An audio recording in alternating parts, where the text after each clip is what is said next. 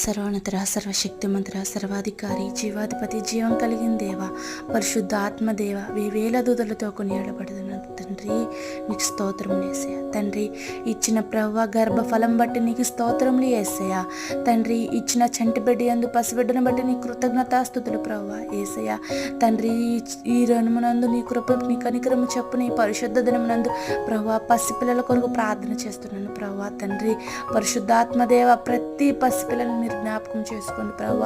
నెలల పిల్లల్ని జ్ఞాపకం చేసుకోండి, రోజులు వారాల పిల్లల్ని మీరు జ్ఞాపకం చేసుకోండి ప్రవ్వ. సంవత్సరాలు చిన్ని బిడ్డలందరినీ మీరు జ్ఞాపకం చేసుకోండి ప్రవ్వ. తండ్రి, నీ ఆరోగ్యమును దయచేయండి ప్రవ్వ, నీ శక్తిని దయచేయండి ప్రవ్వ, నీ జ్ఞానమును, నీ బుద్ధిని, నీ వివేకమును దయచేయండి ప్రవ్వ, నీ ప్రశాంతతను దయచేయండి ప్రవ్వ.